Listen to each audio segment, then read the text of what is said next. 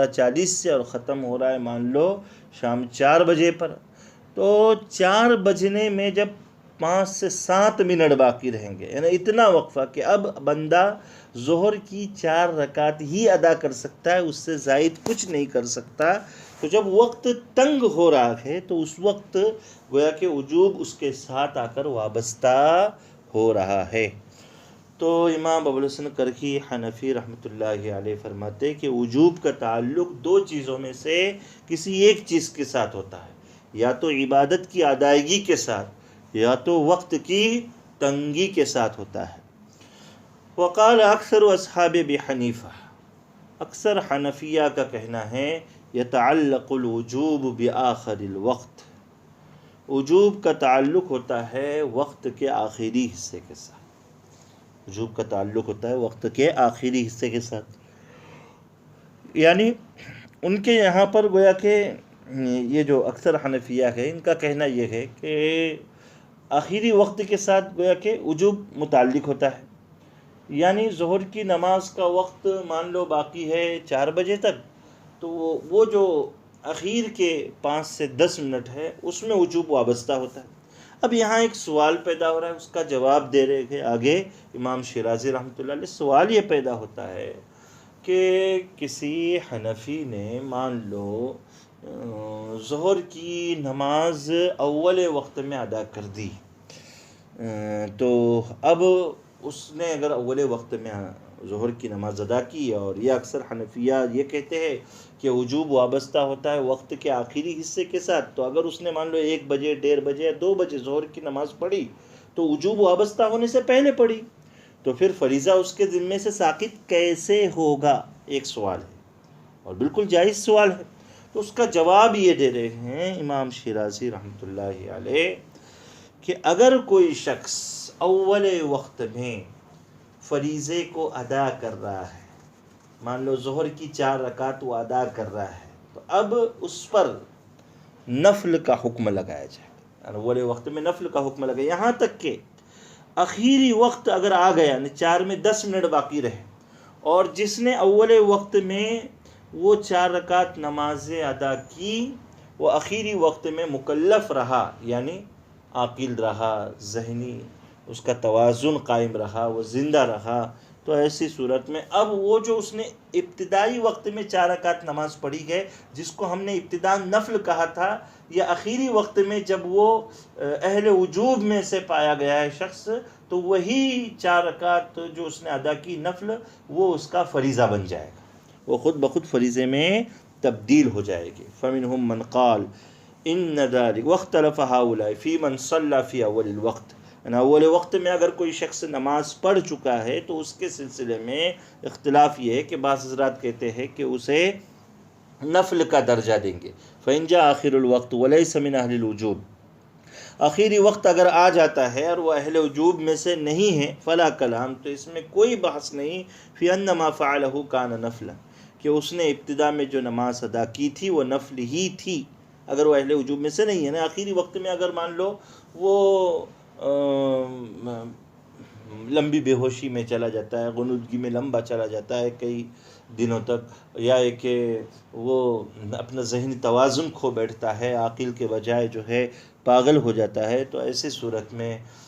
وہ جو اس نے ابتدائی وقت میں 4 رکعت پڑھی تھی وہ نفل ہی رہے گی، وہ فرض نہیں بنے گی. وَإِن كَانَ مِنْ أَهْلِ الْوُجُوبِ، اور اگر آخری وقت میں وہ اہل وجوب میں سے ہے، یعنی ایسے لوگوں میں سے ہے کہ جن پر نماز فرض ہو رہی ہے، منع ذلك النفل الذي فعله من توجه الفرض عليه في آخر الوقت، تو اب اس نے اول وقت میں جو نفل نماز ادا کی تھی 4 رکعت، وہ آخری وقت میں جا کر خود بخود فرض بن جائیں گی اور فریضہ اس کے ذمے سے ساقط ہو جائے گا، کوئی نیا فریضہ اس کے ذمے میں عائد نہیں ہوگا، کوئی نیا فریضہ جو ہے اس کے ذمے میں عائد نہیں ہوگا. یہ بات ہے. ایک جواب تو یہ دیا گیا کہ جو اکثر حنفیہ یہ کہتے ہیں کہ وجوب وابستہ ہوتا ہے وقت کے آخری حصے کے ساتھ، تو اب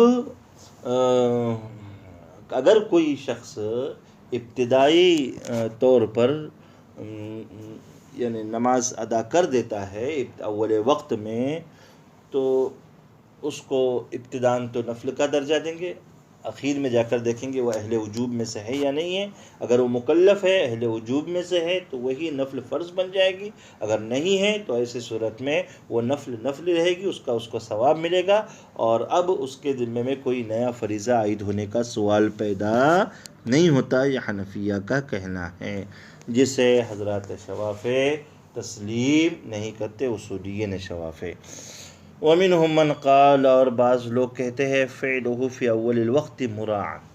کہ اس شخص نے اول وقت میں جو نفل پڑھی ہے اسے موقوف رکھا جائے گا، یعنی اول وقت میں جو 4 رکعت نماز پڑھی، نفل نہیں، اول وقت میں اس نے جو 4 رکعت نماز پڑھی ہے اسے موقوف رکھا جائے گا۔ موقوف یعنی اس پر کسی قسم کا کوئی حکم نہیں لگائیں گے، نہ نفل کا حکم لگائیں گے نہ فرض کا حکم لگائیں گے، آخری وقت میں جا کر دیکھیں گے۔ اگر وہ اہل وجوب میں سے ہے تو ابتداً اس نے جو 4 رکعت نماز پڑھی تھی وہ ظہر کی فرض ہی مانی جائے گی، اور اگر وہ آخر میں جا کر اہل وجوب میں سے نہیں ہے تو ایسی صورت میں اب ہم اس پر نفل کا حکم لگائیں گے۔ یعنی پہلے والوں میں اور ان کے نظریے میں فرق یہ رہا کہ پہلے مسلک والے یہ کہہ رہے تھے کہ ابتداً ہی نفل کا حکم لگا دیں گے، لیکن یہ لوگ کہہ رہے نہیں، توقف کیا جائے گا۔ فعلہ فی اول الوقت مراع فإن جاء آخر الوقت وهو من اہل الوجوب، اگر وقت کا آخری حصہ آ گیا اور وہ اہل وجوب میں سے ہے،